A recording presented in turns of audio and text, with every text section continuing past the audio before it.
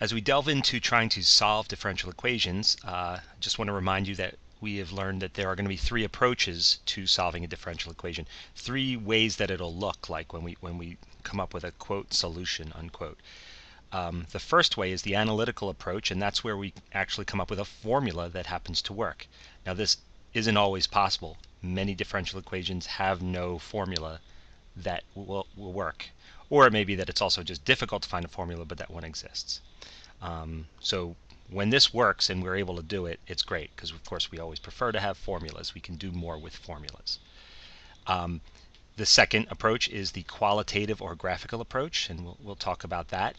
That's more just sort of generally, without being too specific, we generally discuss what the behavior of a function that satisfied such a differential equation would have, what kind of behavior it would have, and maybe a graph with that, just to draw a picture.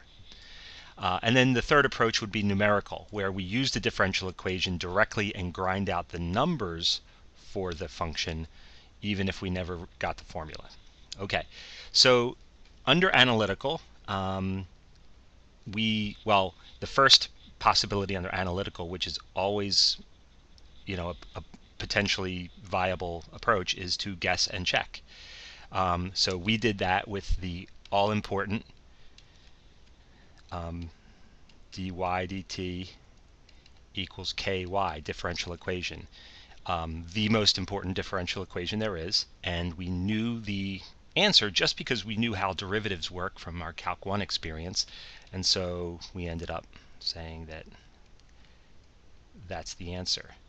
And we just verified that it worked. We didn't do any method to figure it out. We just knew that it worked, and that's how we got it. Okay, so there's always that, but separation of variables is the sort of official method that we're learning in this first chapter of how to come up with a formula from a differential equation.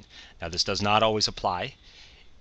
Your differential equation has to be separable, right, for it to work, and even then you have to do some antiderivatives that may or may not be possible, and from there you may have to do some algebra that may or may not be possible or easy.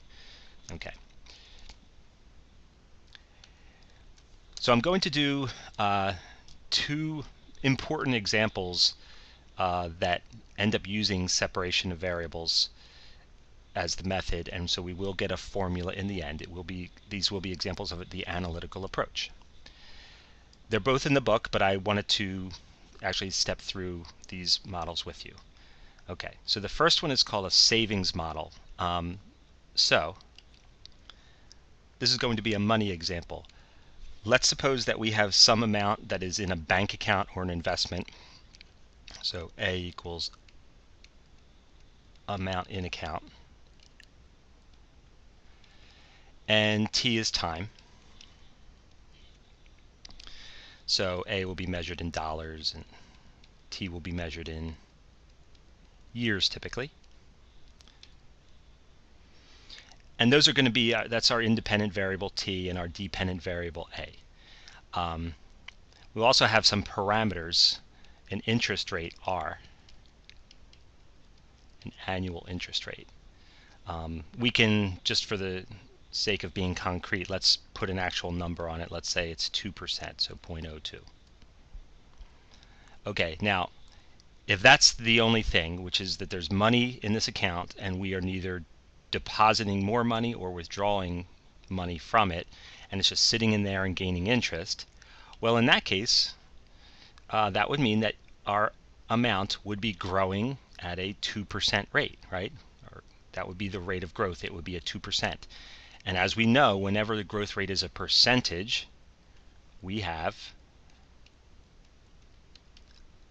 that all-important differential equation that we can immediately write down. dA dt equals 0.02a. The rate of change of A is 2% of A. And then, of course, as usual, we could immediately write down the solution formula, which would be whatever your initial amount that was deposited at the very beginning is, and then e to the 0.02t. And that function will grow by 2% every year. Yeah, and that's how that works. So that's nothing new, but let's add in a new aspect to this. Let's suppose that at the same time as the gaining of interest, we also are withdrawing money. So let's assume that we are withdrawing money, and we're withdrawing money sort of all the time, like, maybe several times a week, here and there, little drips and drabs. So it's as if it's being withdrawn continuously. Let's sort of assume that. In other words, we're withdrawing money all throughout the year. And just in general, it's at a rate of, let's say, $500 per year.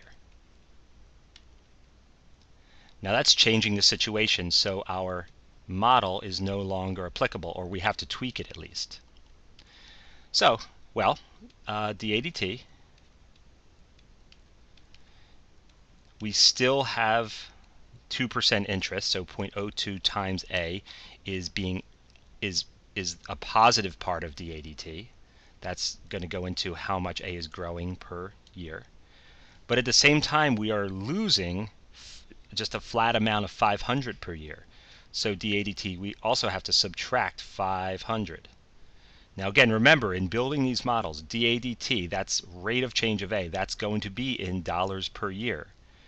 And so what should go on the other side that equals DADT should be just all the components of how A is changing per year.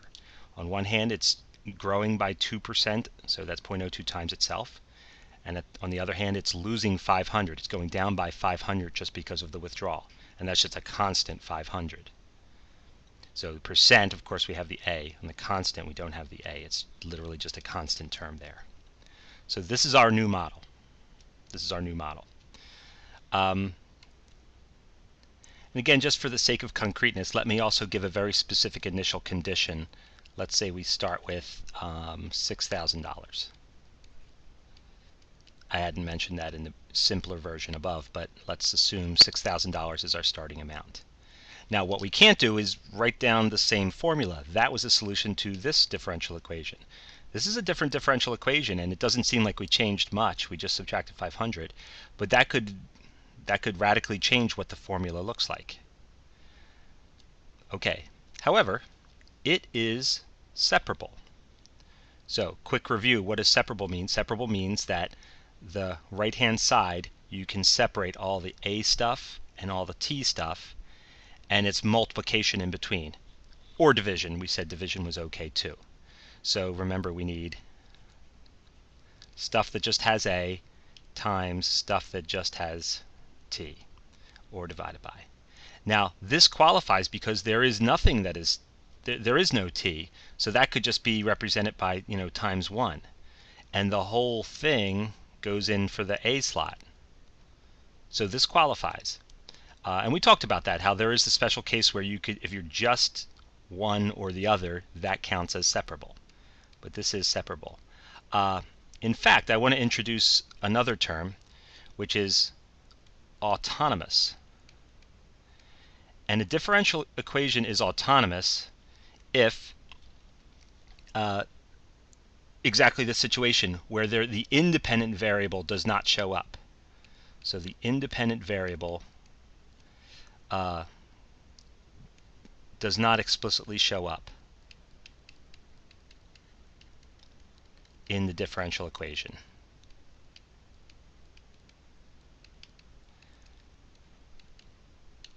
Okay, so we actually have an autonomous differential equation, and they're even better than separable. They are separable, but it turns out we can do more with autonomous differential equations beyond what the average separable one could be. Okay, but anyway, right now we know it's separable, so let's use our method. Okay, so we'll do it on a separate page. Okay, the method involved getting all the A stuff on the left, all the T stuff on the right. Everything is A stuff on the right, so it all has to come over. We're just going to divide by that whole quantity. Think of it as in parentheses and just divide by it. And the dt is the only t thing, so it goes on the right by itself. We then do antiderivatives of both sides. let me do the right side first. It's easier. We're just doing the antiderivative of essentially 1 dt. So that'll just be t plus our arbitrary constant, capital C. On the left-hand side, we have 1 over, and it's almost 1 over a, whose antiderivative would be 1 over natural log of a. But it's just, times a number and then subtracting a number. And that means it's still a natural log. So it's going to be natural log of 0.02 a minus 500. But we do also have to divide by 0.02 just to get because if you took the derivative of this, the 0.02 multiple would pop out because of the chain rule. So we need to divide by it so it gets canceled. So sort of an intermediate level antiderivative right there if you're coming from a Calc 1 background. Okay. We have arrived at an implicit solution because we don't have it solved for a yet. And it's also a general solution because we have the plus c, which could be anything still. In other words, we have not imposed our initial condition yet. All right, let's try to make it explicit. Let's try to solve for a. All right, so a little bit of algebra. Let me kind of, well, no, I'll do it. I'll let you watch me do it. We're going to multiply by 0.02. 0.02 times c is just as arbitrary as c, so I'm going to do the trick where it just gets absorbed into the c. All right, now I'm going to do exponentiation.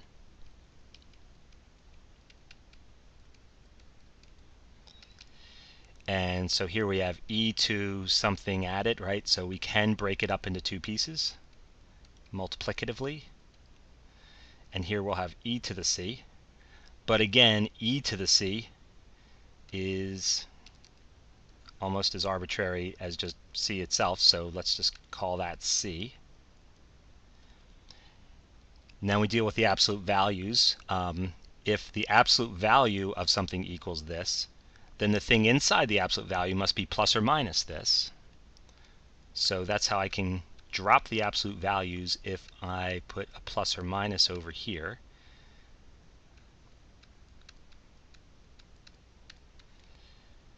Yet once again, I can say, well, plus or minus c is arbitrary, so let me just absorb the plus or minus into the c. It's a different c every time I do this, but we don't really care about the old c's, so we just keep renaming it c. All right, now we're coming toward the end here, and it's pretty basic algebra now.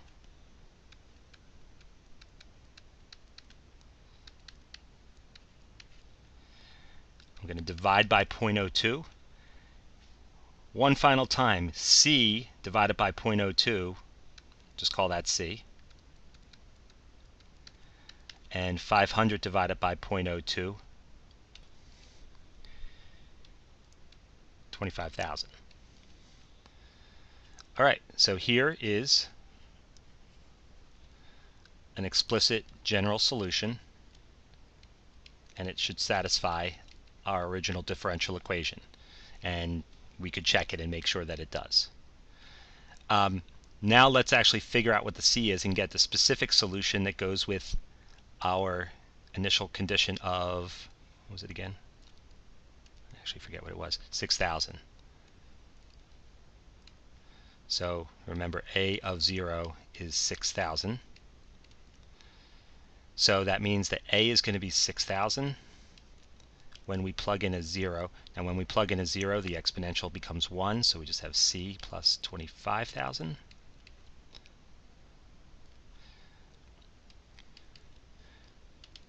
So c is negative 19,000, giving us a final specific solution of, let me put the positive 25,000 first, and then c is now negative 19,000 e to the 0.02t. There we go. So we have gotten our actual solution to the initial value problem, and it is a specific concrete function. And of course from there, the differential equation part is now over. You only work with this now because this is everything. And you can figure out how much money you have at any given time. You can see that we have 25,000 minus a positive number, and this is going to grow over time. We can see that, and so therefore overall this thing is going to decrease over time, and we can,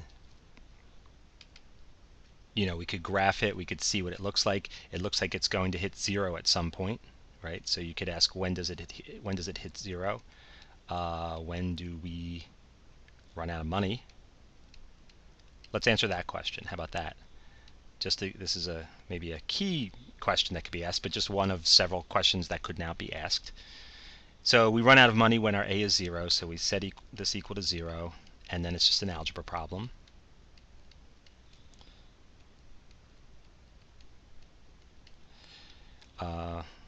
Yeah, so here, let me just fast forward. There we go. The algebra is pretty standard, but feel free to pause and go over it now if you like. End up with t equals 13.72 years. So if this keeps going and you keep taking out $500 per year on average, you'll run out of money in 13.72 years. Apparently the interest that you're gaining is not enough to replace what you're taking out, and it lasts for a while, but you'll run out of money eventually. Okay, so that's just an example of, well, a separable but also an autonomous differential equation that we were able to solve, and it's an important model. Anytime you have a loan or an investment, so it's either something you're paying off or something that you actually have, and there's interest involved, plus you are maybe adding or subtracting money at the same time, it's going to be a model like this, and this is how you can work it all out. Okay, second model, also kind of important, sort of a standard model that applies in lots of situations. A mixing problem. Let's say we have a big vat of water, and initially it has 50 gallons of water in it. Now, the water may or may not have sugar mixed in, so it's sugar water, potentially. Now, we'll talk about how much sugar is in there at the beginning. But let's say that we're pouring in water from two different sources up at the top here. On the left, we have a pipe that's emptying in water, sugar water, at a rate of 2 gallons per minute, let's say.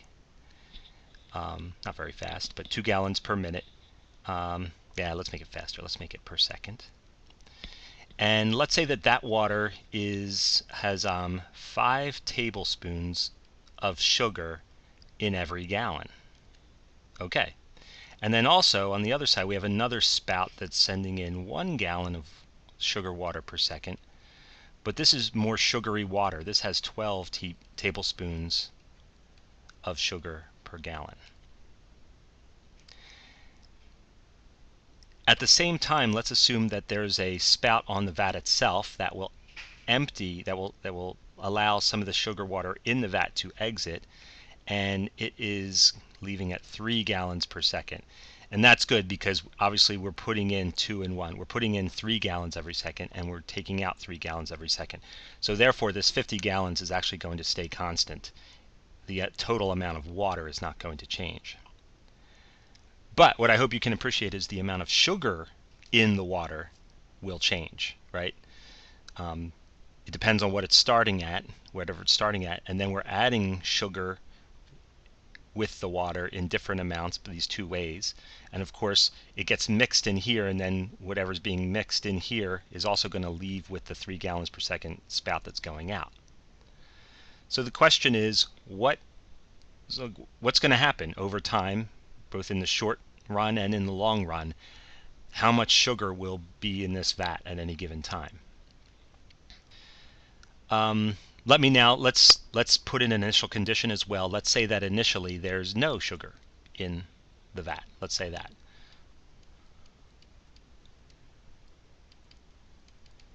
So certainly over time we know that's going to go up, but Like how much, like can we put numbers on it? Would we know exactly how much sugar there is, after 20 seconds, after a minute, or whatever? And like what's going to happen in the long run? Okay, so let's set up what we care about is sugar, right? So let's say S is the amount of sugar, and I guess we're measuring it in tablespoons. And things are changing over time, so as tends to be the case, our independent variable is time, and it looks like we're measuring that in seconds. Now, what we want to do is write down a differential equation for S.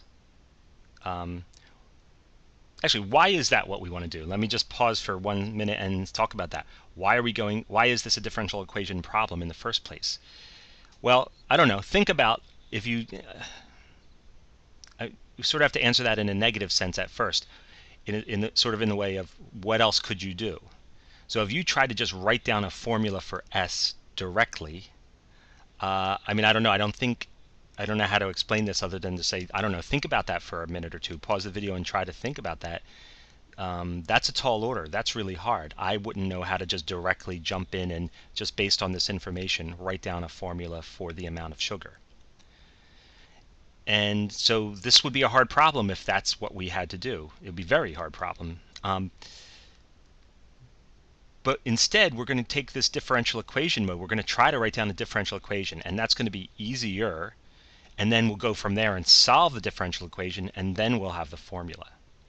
And I think coming up with the differential equation will be easier because all the information we have, it's all rates, right? It's all based on like what's happening per second. Like we're going to track how much sugar is going in per second here, how much sugar is going in per second here, and how much sugar is going out per second here.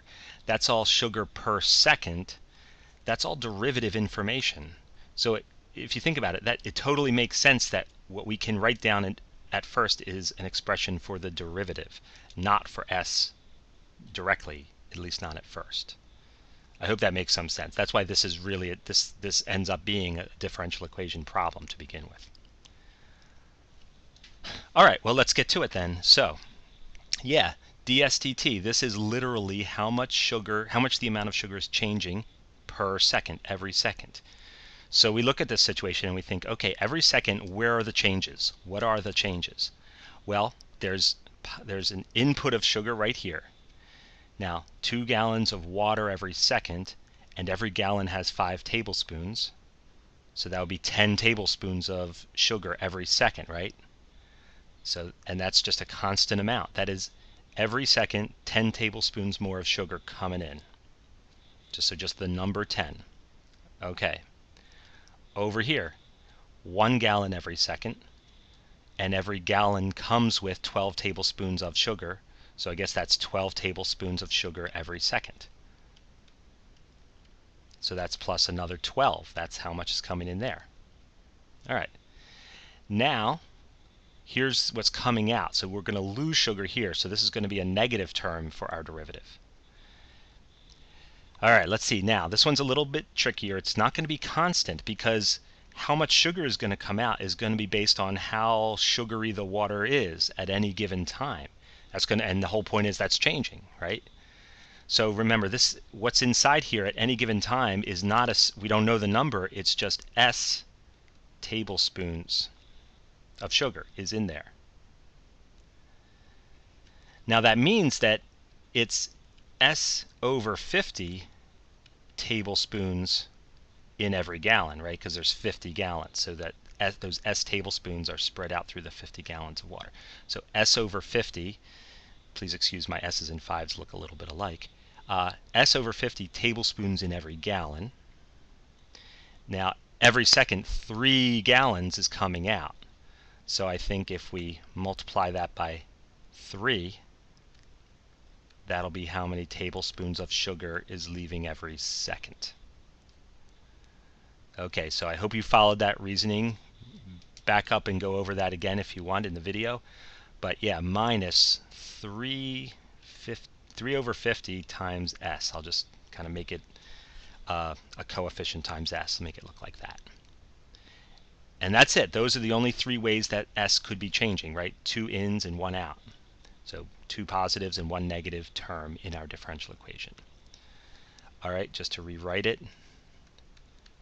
22 minus 3/50ths s. That's our differential equation. Pair that with the initial fact of no sugar initially. There's our initial condition. Okay, we have created our model. We are now ready to go into solving mode, right, and solve it. And we look at the differential equation and we see that there is no t explicitly, right? Everything that's happening, there's no like explicit dependence on time, and that's why there's no t in our differential equation, and therefore it is autonomous, which is a very special kind of differential equation. For our purposes right now, though, all that matters is therefore that it is separable. And so now we get to doing the method of separation of variables. Okay. Yeah, again, when it's autonomous and there's no t here, so that means just the whole thing, sort of in parentheses, this whole thing goes to the other side.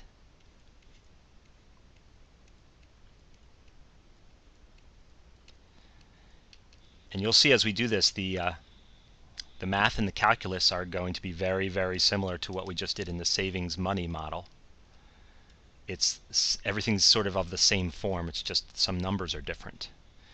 Yeah, so this is a natural log.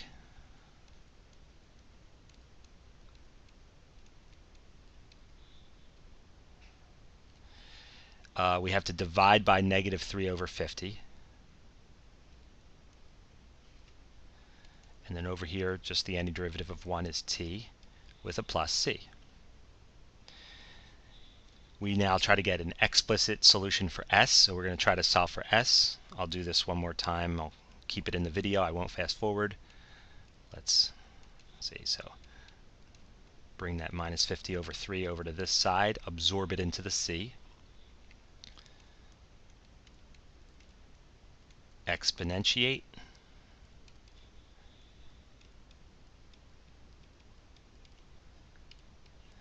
E to the c is just c.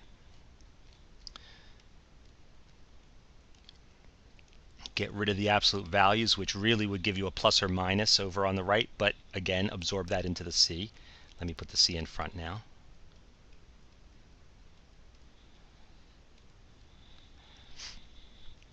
And we're almost home free.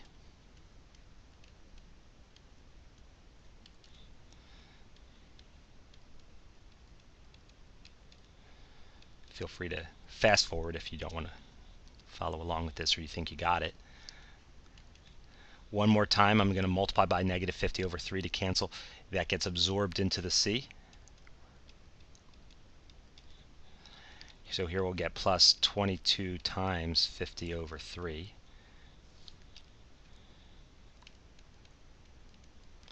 It's 1100/3.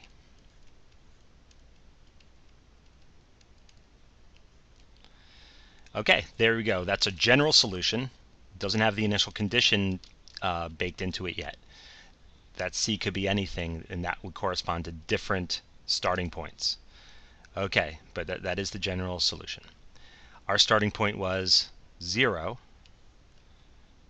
So let's put that in. So let's see what c would give us a 0 when we plug in a 0 for t. So s needs to be 0, and then again exponential, just 1, so c plus 1100/3. So c is going to have to be -1100/3. For a final formula, let me move the positive term up front, and then minus 1100/3 e to the minus 3/50ths t. All right, the solution right there. Now, this is interesting. If you plug in a 0, you see you get, well, e to the 0 is 1, so you get 1100/3 minus 1100/3. You get 0. Of course, we knew that. And in fact, let me draw a quick little graph of this. So yeah, we're going to start at 0. And presumably it's going to go up from there, right? Now,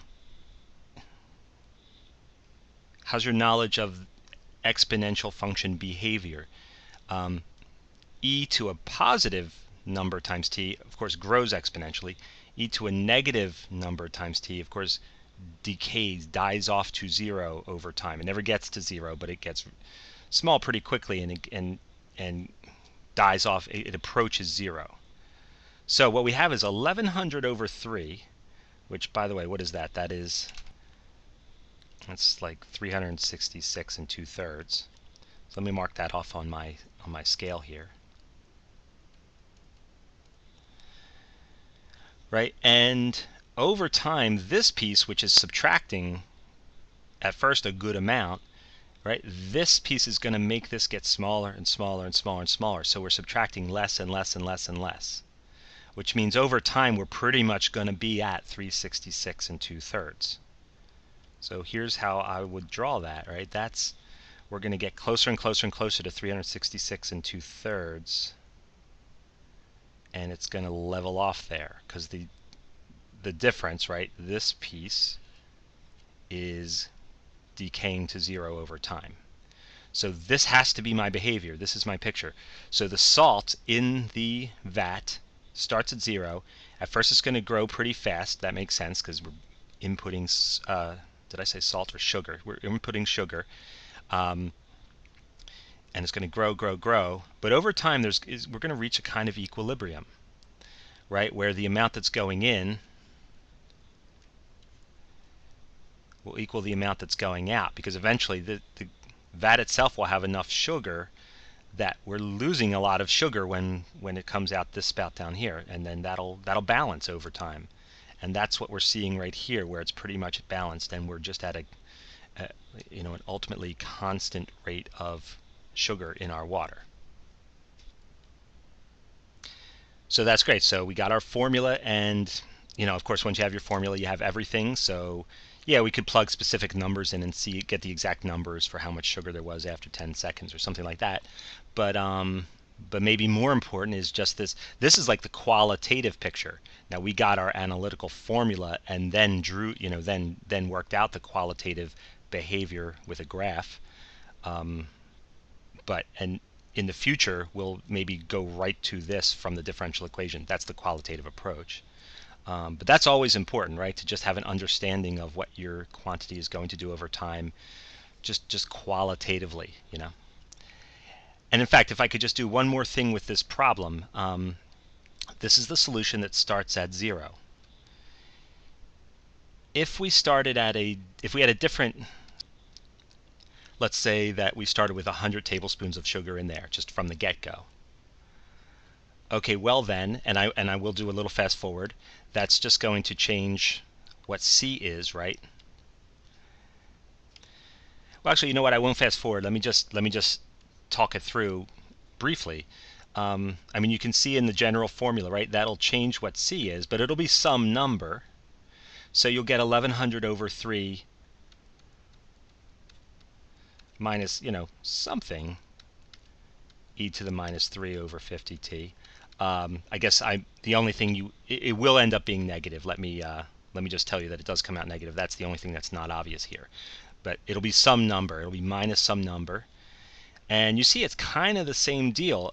Different number right there. It was 1100 over 3 on, as the coefficient of the exponential here. It'll be a different number on the exponential here. But still, that exponential is going to make this whole thing go to 0 regardless of what this number is. And so again, it's going to be 1100 over 3 minus something that eventually is zip, right? So that will just kind of do the same thing. It just starts up at 100 first, but it will level off at this 366 and 2/3. So in other words, this thing, it kind of forgets where it started. Like the difference between starting at 100 tablespoons and this starting at 0, you see in the end they both end up in the same place. This particular system kind of forgets where it started, and it just goes, this vat wants to be at 366 and 2/3 tablespoons of sugar. It just wants to get there. No matter where it starts, it's going to happen. So actually, wherever you start, similar thing's going to happen. And maybe The most special case would be if you actually start at 366 and 2/3. So you actually start there, and you could guess what would happen. That's going to just go